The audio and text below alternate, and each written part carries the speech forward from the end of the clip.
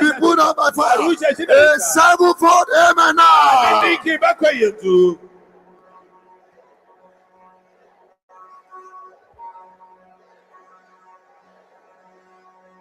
Beloved, it is very important for Christians to change their mentality.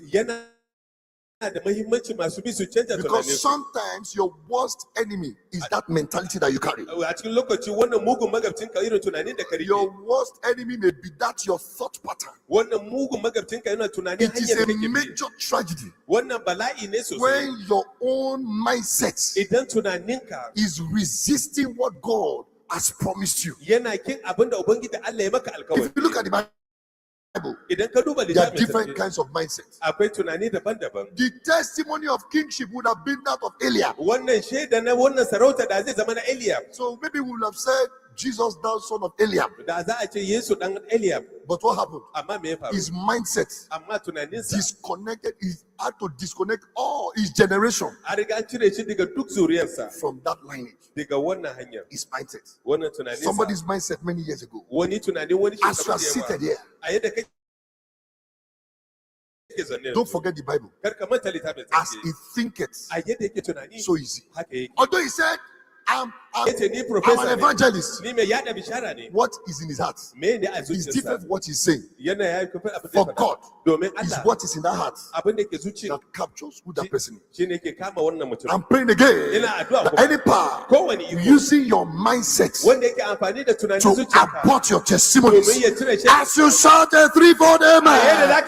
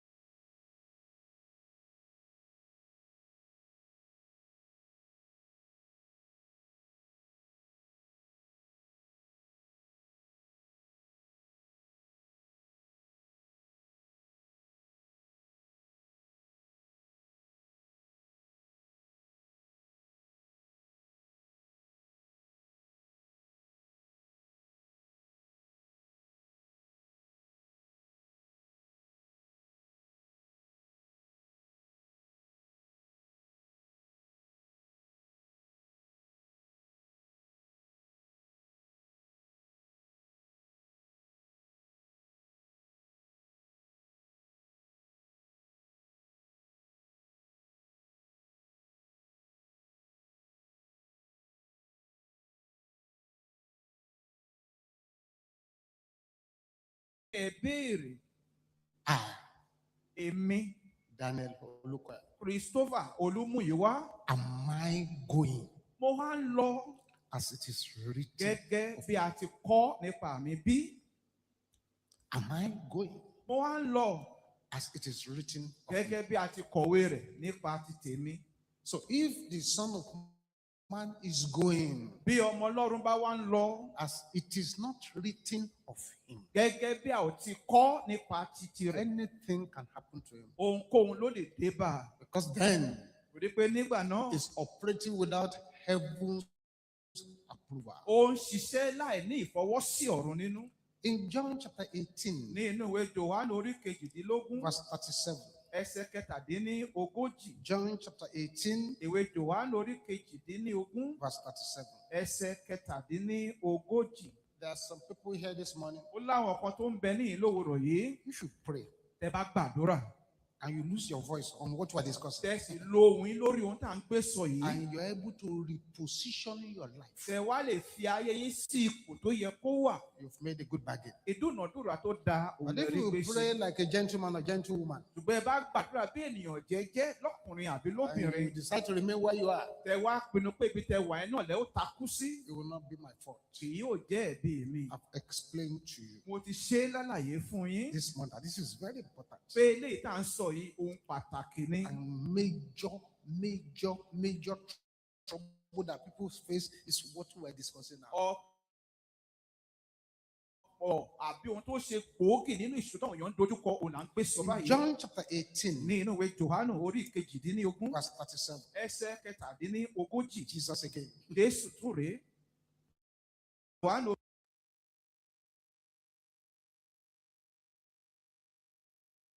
orí kejìdínlógún ẹsẹ̀ kẹtàdínlógójì. Pilate therefore said unto him, Nítorí náà Pílátù wí fún un pé, Art thou a king then? Ǹjẹ́ ìwọ à ń ṣe ọba bí?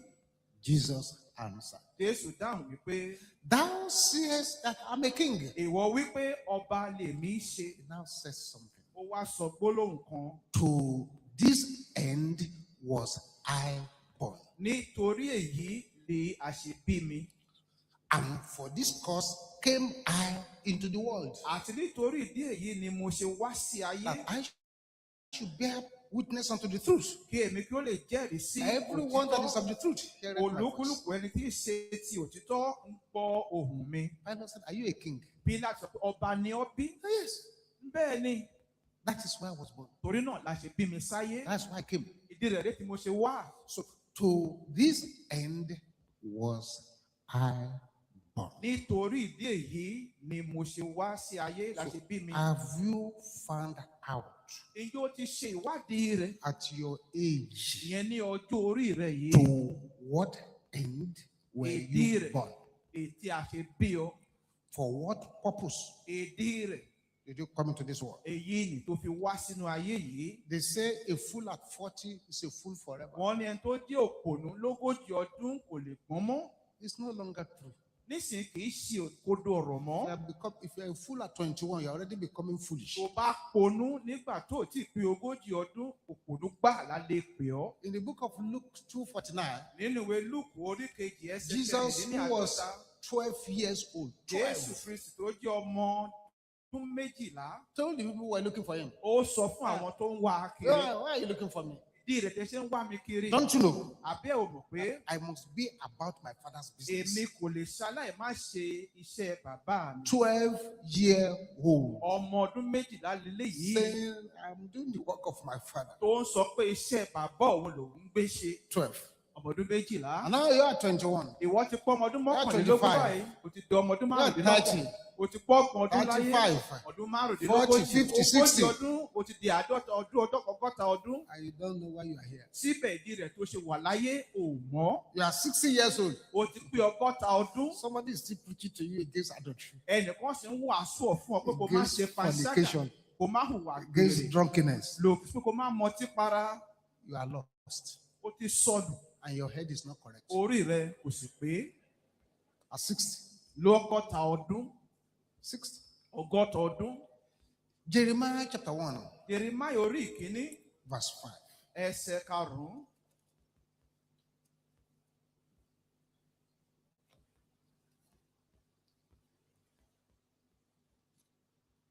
Jeremiah 1:5. Ìwé Jeremáyà orí ìkíní ẹsẹ̀ karùn-ún. These are all destiny passages. Àwọn àyọkà ìwé mímọ́ tó ní ṣe ń pa àyànmọ́ lélẹ́yìí. Jeremiah 1:5. Jeremáyà orí ìkíní ẹsẹ̀ karùn-ún. Before I formed you in the womb, Kí èmi kí ó tó dá ọ ní inú, I knew you. èmi ti mọ̀ ọ́. Before you were born, Kí ìwọ kí a tó bí ọ, I set you apart. ni èmi ti sọ ọ́ di mímọ́. I appointed you Èmi as ti yà a ọ́ sọ́tọ̀ prophet to the nations. láti jẹ́ wòlíì fún àwọn orílẹ̀-èdè. That is before Jeremiah was even born. Ìyẹn ni pé kakilẹ̀ tó bí Jeremáyà His rárá. destiny was to be a prophet to the nations. Àyànmọ́ rẹ̀ ní láti jẹ́ wòlíì fún àwọn orílẹ̀-èdè. The earlier you answer the question, Ó ti yára sí tó fi dáhùn ìbéèrè to náà. what end were you born? Pé ìdí rẹ̀ tá a fi ṣe bí ọ. What is it written in the record of heaven about you? Kí la kọ sínú àkọsílẹ̀ ọ̀run The nípa rẹ̀. earlier, the better. Ó ti yára síbẹ̀ ni ó ti sunwọ̀n sí. The earlier, the better. Ó ti yára sí tó dáhùn ìbéèrè náà ni ó ti sunwọ̀n sí fún ọ. If early in your life, tó bá jẹ́ pé ní kùtùkùtù ayé rẹ, you enter into the wrong bus. o wọ inú ọkọ̀ akérò tí ò yẹ kó o wọ̀. Enter into the wrong bus. Ọkọ̀ akérò tí ò yẹ kó o wọ̀ ló Early wọ̀. in life, Ní kùtùkùtù ayé rẹ, know that mọ̀ dájú the longer the bus travels, pé bí ọkọ̀ náà ti pẹ́ nínú ìrìn àjò náà sí, the more you are missing your route. bẹ́ẹ̀ ni ò ń ṣì ọ̀nà rẹ, The more you are missing your route. bẹ́ẹ̀ ló ń ṣìnà lọ. And you need to pray. Ó sì yẹ kó o gba àdúrà Holy Ghost to relocate you, fún ẹ̀mí mímọ́ kó tún ọ rí lọ́tún, to relocate you and repair you. kó wọ́ ọ rí lọ́tún, kó sì tún ayé rẹ ṣe. A lot of people are going through pains Ọ̀pọ̀lọpọ̀ àwọn ènìyàn ló ń la ìrora kọjá because they have been dislocated from their destiny. nítorí pé wọ́n ti sún wọn kúrò ní ibi àyànmọ́ wọn. Whenever there is dislocation, Nígbàkigbà téèyàn bá ṣí ipò wà, there is always pain ìrora ó máa ń tẹ̀lé because it's not in the right place. torí pé kò sí ní ibi tó yẹ kó If wà. you break your arm Tó bá kán ara rẹ and the lápá, arm is dislocated, ìyẹn ni pé egungun rẹ ó ti yẹ̀ nìyẹn. it will be paining you. A máa ro ọ́, It will be paining you a máa sàn ọ́. because it's not in the right place. Torí pé egungun náà ò sí ní ibi tó yẹ kó wà. To get that bone back into the right place Láti wá fi egungun yìí padà sí ibi tó yẹ kó wà, can be a painful process, ó lè jẹ́ ètò ó ní lára. but it has to go back to the right Wọ́n place. síbẹ̀ ń láti padà sí ibi tó yẹ kó Before wà. I formed you in the womb, Ó tó di pé mo dá ọ ní inú, I knew you, èmi mọ̀ and I ọ́, appointed you as a prophet to the nations. èmi sì yàn ọ́ gẹ́gẹ́ bí wòlíì fún àwọn I orílẹ̀-èdè. appointed you as a prophet to the nations Mo yàn ọ́ gẹ́gẹ́ bí wòlíì fún before àwọn I orílẹ̀-èdè. formed thee in the womb. Kó tó di pé mo ṣẹ̀dá rẹ ní inú ìyá rẹ. That's why if you have ever carried out an abortion, you need to pray hard. Torí náà tó bá yẹ kó o ti ṣẹ́yún rí, òun láti gba àdúrà You gidigidi. don't know whether you have aborted a prophet or a prophetess. Torí pé o mọ̀ bóyá wòlíì lọ́kùnrin àbí lóbìnrin òun ló ṣẹ́ oyún rẹ̀. And therefore, you deprive people from what they are breaking into the world. Nípa báyìí ohun tó àwọn èèyàn mú pọ̀ nínú ayé ó fi dùn wọ́n. Now in Ecclesiastes, Nísìn nínú ìwé oníwàásù chapter 3, verse 1. orí kẹta ẹsẹ̀ kìíní, I'm sure everybody knows that one. ó dá mi lórí pé gbogbo wa la mọ̀ eléyìí. Ecclesiastes 3:1. Ìwé oníwàásù orí kẹta ẹsẹ̀ kìíní, To everything ohun gbogbo there is a season ni àkókò wà fún and a time àti to every purpose ìgbà fún iṣẹ́ gbogbo under heaven. lábẹ́ ọ̀run. To everything, Ohun gbogbo there is a season lé àkókò wà fún and a time àti ìgbà to every purpose fún gbogbo under the heaven. iṣẹ́ lábẹ́ To ọ̀run. everything, Olúkúlùkù there is a season ohun lé àkókò wà and fún a time àti ìgbà to every purpose fún iṣẹ́ gbogbo under the heaven. lé abẹ́ ọ̀run. I want you to understand this very, very well. Eléyìí ni mo fẹ́ kó yé yín dáadáa. A person could be doing the right thing at the wrong time. Ẹni náà lè máa ṣe ohun tó yẹ kó ṣe ní ìgbà tí ò yẹ kó ṣe é. What is destiny? Kí ni a lè pè ní àyànmọ́? Destiny is the reason you were put on the earth here. Àyànmọ́ ni ìdí rẹ̀ tá a ṣe kà ọ́ sílẹ̀ lórí ilẹ̀ ayé yìí. Destiny is what you were put on the earth to do and to complete. Àyànmọ́ ni ohun tá a fi sórí ilẹ̀ ayé pé kó wá parí rẹ̀. That your destiny is your ordained contribution to our world. Àyànmọ́ rẹ̀ yìí ni ó ní ipa tó o kó fún ayé tá a wà ní inú rẹ̀ yìí. Your destiny Àyànmọ́ rẹ̀ is your one thing. ó ní ohun kan tó o ní. If we put you on earth for just one thing, Tí a ṣe fi ọ́ sórí ilẹ̀ ayé fún ìdí kan that ṣoṣo. one thing Ìdí kan ṣoṣo náà, is your destiny. òun náà ni àyànmọ́ rẹ̀.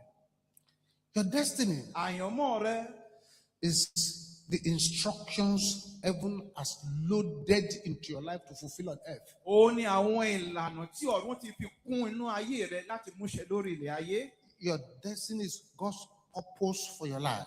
Àyànmọ́ rẹ̀ ni ìlépa Ọlọ́run fún ayé rẹ̀. The reason you were born. Ìdí rẹ̀ tá a ṣe bí ọ sí ayé. The reason why God created you and allowed you to come to this earth. Ìdí rẹ̀ tọ́lọ́run fi ṣẹ̀dá rẹ̀ tó sì fààyè gbọ́ láti wá sínú ayé yìí. Your destiny is what God has written in the book, in His book, Àyànmọ́ rẹ̀ concerning your life.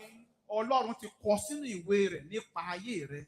What has been written in the records of heaven Àwọn nǹkan tí a ti kọ sílẹ̀ nínú àwọn àkọsílẹ̀ ọ̀run concerning your life. nípa ayé rẹ̀. Say, my thoughts towards you, Pé èrò mi fún ọ, they are of good, èrò rere, not evil.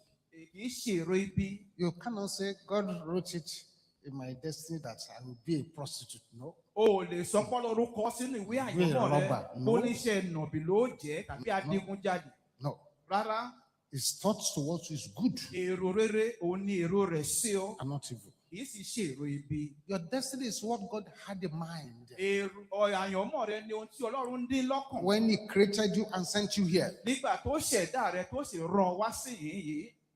Your destiny is the expectation of heaven for your life. Àyànmọ́ rẹ what does heaven expect from you? Ní ìrètí ọ̀run nípa ayé rẹ. Your destiny is your mission here on earth. Àyànmọ́ rẹ ni iṣẹ́ tó ọ̀run rán wá láti ṣe láyé yìí. Your assignment on earth. Ojúṣe tá fi lé ọ lọ́wọ́ lórí ilẹ̀ ayé. It's a very serious matter. Ọ̀ràn èyí tó le òun ni ó jẹ́. If you enter a plane. Tẹ́ bá wọ inú ọkọ̀ òfurufú. And you sit down inside the plane. Tẹ́ wá jókòó nínú ọkọ̀ bàálù náà. Maybe at our airport here. Bóyá níbi ìkọ́kọ̀ bàálù sí níhìn. And you say good afternoon, ladies and gentlemen. Tẹ́ wá kan pé mo kí lọ́kùnrin lóbìnrin pé ẹ káàsán. I'm your pilot on this journey. Èmi ni ẹni tí ó tukọ̀ bàálù nínú ìrìn àjò yìí. But I don't know where we're going. Ṣùgbọ́n mi ò mọ ibi tí à ń lọ.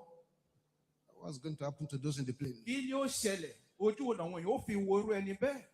Everybody will say, let's get down. Gbogbo yóò sọ pé ẹ jẹ́ ká sọ̀kalẹ̀. This pilot wants to fly to nowhere. Atukọ̀ bàálù yìí kò mọ ibi tó fẹ́ gbé wa lọ. Because a pilot who takes off without knowing destination. Atukọ̀ bàálù tó gbéra láì mọ ibi tó ń lọ. Will endanger people's life. Yóò ti kó ayé àwọn ènìyàn sí inú ewu. Waste time. Á fà àkókò ṣòfò. Waste fuel. Á fi ọkọ̀ ṣòfò. May even crash. Ó ṣeé ṣe gan kọ́kọ̀ náà dànù. So anyone who lives without understanding destiny torí náà tó bá ń gbé ilé ayé láì fi kó òye ohun tí àyànmọ́ jẹ́ yé. will waste spiritual resources. Á fi àwọn àlùmọ́nì ọ̀run nípa tiẹ̀ ní ṣòfò. And will be vulnerable to distractions. Á sì ṣeé ṣe káwọn kan máa pe àkíyèsí rẹ̀ kó sì ṣìnà. And will end the life in regret. Irú ẹni bẹ́ẹ̀ á parí ayé rẹ̀ sínú àbámọ̀. Because no destination. Nítorí pé kò ní ibi tó ń lọ. No destiny. Kò ní àyànmọ́ lọ́wọ́. This is a serious matter. Ọ̀rọ̀ pàtàkì gbáà òun lélẹ́yìí. A farmer. Àgbẹ̀. One day. Lọ́jọ́ kan. Was roaming about in the bush. Ló ń fẹsẹ̀ gbálẹ̀ káàkiri ní inú igbó. And he found an egg. Ló bá rí ẹyin. It was the egg of an eagle. Ó wá jẹ́ ẹyin ẹyẹ idì. But he didn't know that it was the egg of an eagle. Ṣùgbọ́n àgbẹ̀ ló mọ̀ pé ẹyin ẹyẹ idì lòún rí. So he just took the egg. Ó bá gbé ẹyin náà. Took it to his farm. Ó mú lọ sí inú oko rẹ̀. Put it under chicken to hatch. Ó fi lé abẹ́ ìdíyẹ kan kó sàbálẹ̀ lórí. The other chicken hatched on time.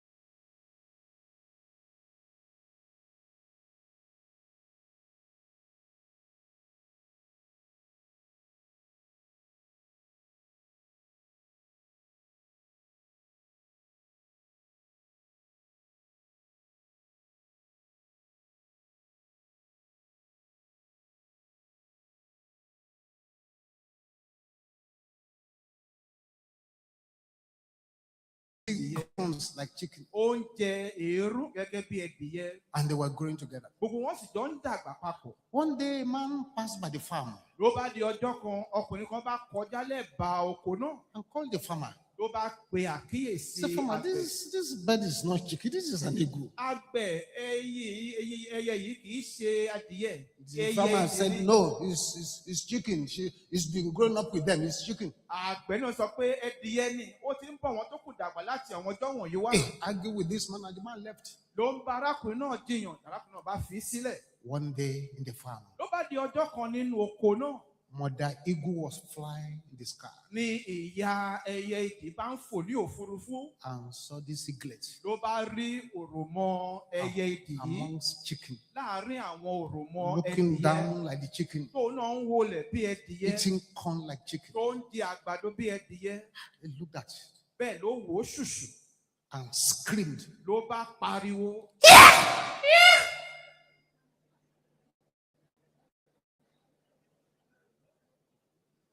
The eagle looked up.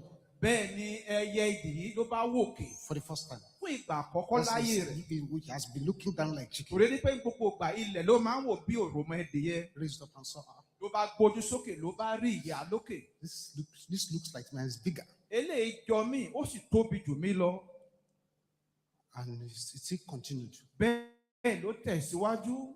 The mother eagle came again. Bẹ́ẹ̀ ni ìyá idì yìí ló bá wá. Flew a bit down. Ló fò wá sílẹ̀ díẹ̀ sí. Ló tún pariwo bẹ́ẹ̀. And at that level, ní oríta yìí, began to check his own wings. bẹ́ẹ̀ ló bẹ̀rẹ̀ sí ṣàgbéyẹ̀wò ìyẹ́ òun The eagle gangan. began to check the wings. Ẹyẹ idì yìí ó bẹ̀rẹ̀ sí ṣàgbéyẹ̀wò ìyẹ́ The rẹ̀. mother flew around again. Bẹ́ẹ̀ ìyá rẹ̀ tún wá ó tún fò lẹ́gbẹ̀ẹ́. That level, Nígbà ó dóríta the yìí, eagle lifted bẹ́ẹ̀ ni ọmọ ẹyẹ yìí bá gbéra and flew off ló sì fò lọ to run away from the farm. láti kúrò nínú oko tó ti wà.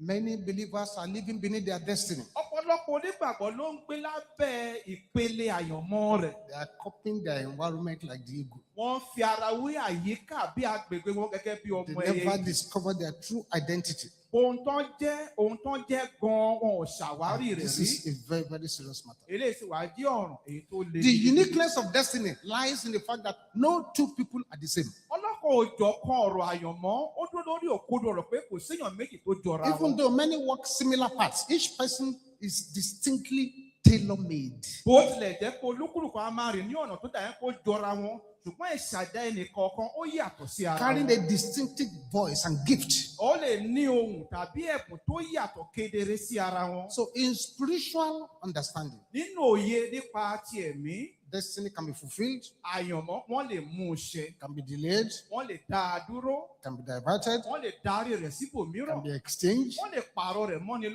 lọ́wọ́, be traded off the wọ́n lè way fi ṣòwò Esau. dànù. Esau traded off his own destiny. Gẹ́gẹ́ bí Esau ti fi àyànmọ́ ayé rẹ̀ It can ṣòwò, be destroyed. wọ́n lè pààrọ̀. This is why, as a believer, Torí náà gẹ́gẹ́ bí onígbàgbọ́, you must pray inquiry prayer. òun láti gba àdúrà láti Seek ṣe ìwádìí, divine direction. láti wá ìtọ́ni èyí tó ti òjò Cultivate wá, discipline. kó àṣà láti kóra rẹ̀ ní ìjánu. Align yourself to the will of God. Kó sì jẹ́ kí o wà ní ìbámu pẹ̀lú There ìfẹ́ is ti Ọlọ́run. nothing more tragic than to forfeit your destiny. Kò sóhun tó tó ìjàmbá bí ìjàmbá kó It pàdánù is àyànmọ́ a rẹ̀. disaster to forfeit the purpose for which you were born. Ìjàmbá ló jẹ́ kó bàánú tó ti dìde tó fi ń gbé ọ sí ayé yìí. Life without purpose is a wasted life. Ìgbé ayé tí ò ní ìlépa kankan, ìgbé ayé kan fi ṣòfò ni. There cannot be attainment when there is no goal. Kò lè sí ìmúṣẹ nígbà tó o bá ní àfojúsùn.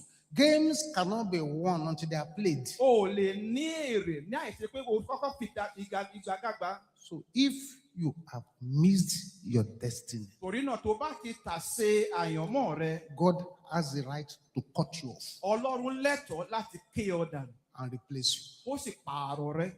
If you have missed your destiny, Tó bá ti tà sé ohun táyànmọ́ then rẹ you jẹ́. are running your life for the human fuel. Nípa báyìí epo ti ẹ̀rọ tí ènìyàn ló ń lò láti If you have ṣàkóso ayé missed rẹ. your destiny, Tó bá ti tà sé àyànmọ́ rẹ, you will fade into the archives ó ṣá, a ó sì fi ọ́ pamọ́ of worthless history, sínú ibi tá à ń kó àwọn ìtàn tí ò wúlò sí. of almost there. Àwọn ibi tá à ń fi àwọn òkú díẹ̀ kó débẹ̀ If you ṣùgbọ́n kò have débẹ̀ missed sí. your destiny, Tó bá ti tà sé àyànmọ́ rẹ, all the songs of I will carry Jesus up and throw Satan away, up, up, Jesus, down, down, Satan. I will see your time. gbogbo orin agbé Jésù sókè, ààrẹ èṣù sílẹ̀, Jésù ní Jésù lọ́hùn, If kí you ló fà have kókò missed your ṣòfò. destiny, your shout of superiority over the devil will not be translated into victory. Tó bá ti tà sí àyànmọ́ rẹ, ariwo pé o borí èṣù, o lékè èṣù yìí, ló gbogbo rẹ̀ kò jámọ́ nǹkan kan. For why should God prosper what He didn't ask you to do? Báwo lọ́lọ́run ó ṣe súre sórí ohun tí ò ní kó ṣe? Why should God support what He did not recommend for you? Ìdí rẹ̀ tọ́lọ́run ó fi ṣe àtìlẹ́yìn fún ohun tí ò dábàá lé ọ lọ́wọ́. But when you are inside your destiny, Ṣùgbọ́n nígbà tó bá ń bẹ láàárín àyànmọ́ rẹ̀, obstacles don't look like obstacles. àwọn ohun ìdáàbò kò ní dàbí ohun ìdáàbò níwájú rẹ̀. So it's important to determine God's purpose for your life Ó ṣe pàtàkì kó mọ ìdí rẹ̀ tí Ọlọ́run fi dá ọ sáyé, and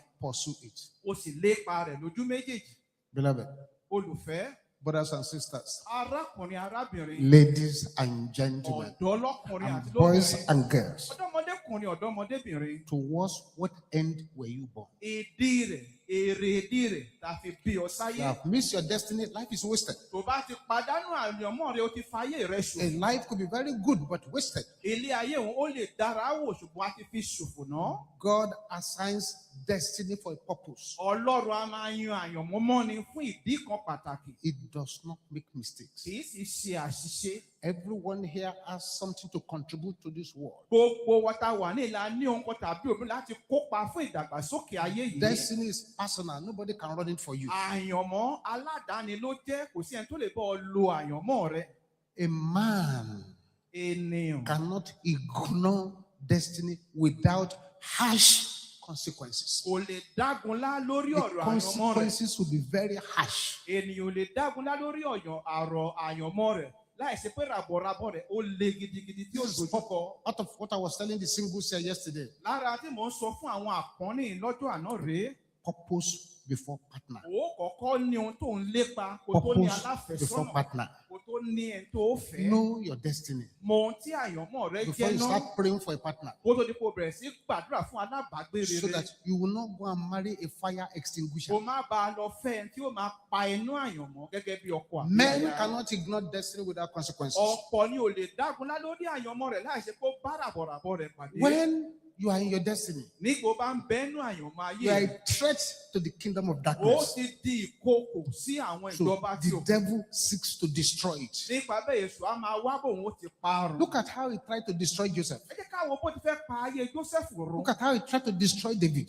Ẹ jẹ́ ká ṣàkíyèsí ìgbìyànjú rẹ̀ lórí ọ̀rọ̀ So Dáfídì. living outside your destiny Bó bá ń gbé ní ìgbé ayé tó wà lóde àyànmọ́ rẹ̀, produces frustrations. a máa mú àárẹ̀ bá ọkàn rẹ̀. The reason you are stagnant may be because you are not inside your destiny. Ìdí rẹ̀ tó ṣe dágún sójú kan, ó lè jẹ́ nítorí kò sí ní inú àyànmọ́ You are rẹ̀. supposed to be selling vegetables. You are selling cement. Ewébẹ̀ ló yẹ kó o máa tà, ṣùgbọ́n nísìnyí símọ́ǹtì ló ń tà. When you fulfill destiny, Níbo bá ti mú àyànmọ́ ṣẹ, you are assured of relevance, o ní ìdánilójú pé ó jà mọ́ nǹkan, honor, ọlá and supernatural influence. àti ìbísí ètò tí òkè ọ̀run wá. Destiny is so sacred, Àyànmọ́ ó jẹ́ ohun tó jẹ́ mímọ́. you cannot fulfill it by accident or laziness. O ò lè ṣèṣì mú ṣẹ tàbí kó mú ṣẹ nípa ìmẹ́lẹ́. And destiny is not for you alone. There are people attached to you. Wàyí àyànmọ́ kò sí fún ìwọ nìkan ṣoṣo, ó ní àwọn tá a sopọ̀ mọ́ ọ. There is always joy Ayọ̀ máa ń wà ní ìgbà in gbogbo the camp of the enemies ní ibùdó àwọn ọ̀tá. when they see lives Nígbà wọ́n bá rí ìpè ayé àwọn ènìyàn, that are wasting their èyí destinies. tí wọ́n ń fi àyànmọ́ wọn ṣòfò, Wasting their wọ́n ń fi destinies. àyànmọ́ ayé wọn ṣòfò. The devil has now fired the arrow of drug addiction into this our world. Èṣù ti wá ta ọfà òògùn olóró, lílo òògùn olóró sínú ayé tá a wà yìí. It used to be boys alone before, but now girls are there. Nígbà kan àwọn ọ̀dọ́ lọ́pọ̀ náà máa ń lo òògùn olóró, ṣùgbọ́n nísìnyí àwọn ọ̀dọ́ lóbìnrin gan wọ́n ti kó sínú rẹ̀. It's very terrible. Eléyìí sì wá It's a burú terrible gidigidi. situation. Ipò tó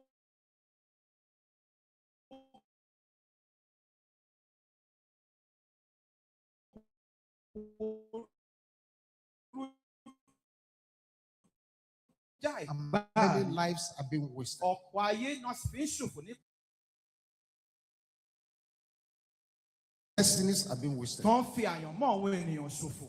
Destiny can be aborted, Àyànmọ́ wọ́n lè ṣẹ ní can agbede be méjì ayé rẹ̀. stopped, Wọ́n lè dá can be lẹ́sẹ̀. miscarried, Wọ́n lè ṣí, wọ́n lè jẹ́ kó ṣẹ́ dànù. can be frustrated. Wọ́n lè kó ìdáyà fún ọkàn bá a. Many die in poverty. Ọ̀pọ̀lọpọ̀ ló ń kú sí inú ìṣẹ́ They've abandoned their destinies. nítorí pé wọ́n pa àyànmọ́ ayé wọn tì. They've left the table of wealth and go to table of poverty. Wọ́n ti fi tábìlì ọrọ̀ sílẹ̀, wọ́n wá kọjú sí tábìlì ìṣẹ́. They have been spying the answer. Somebody was writing an examination, not knowing that the person is answering a different question than their own. Èsì ìdánwò, ìbéèrè tí wọ́n ń bèrè lọ́wọ́ ẹni tó ń ṣe ìdánwò, òun náà ń jíwò láì mọ̀ pé ìbéèrè tó ń bèrè lọ́wọ́ wọn yàtọ̀ sí ara wọn. The enemy attacks destinies. Ọ̀tá máa dìde ogun sí àyànmọ́ Sometimes before it manifests. nígbà mìíràn kó tó di kó farahàn. This is why prayer is very powerful. Torí náà ni àdúrà ṣe lágbára Prayer is the gidigidi. first weapon in protecting destiny. Àdúrà jẹ́ ipá láti máa dáàbò bo àyànmọ́. If you are here Tẹ́ bá ń bẹ níhìn and your yìí life is facing warfare, tí ayé yín tó sì ń dojú kọ ogun, it's a proof that there is something valuable in you. ẹ̀rí ló jẹ́ pé ohun iyebíye ó ń bẹ nínú rẹ̀. Destiny killers, Àwọn tó ń pa àyànmọ́ they can often appear as friends. lọ́pọ̀lọpọ̀ ìgbà wọ́n lè farahàn gẹ́gẹ́ bí ọ̀rẹ́. That person you call boyfriend. Ẹni tó pè ní ọ̀rẹ́kùnrin abánidẹ́ṣẹ̀. Sugar daddy. Tó pè ní bàbá abánidẹ́ṣẹ̀ ni.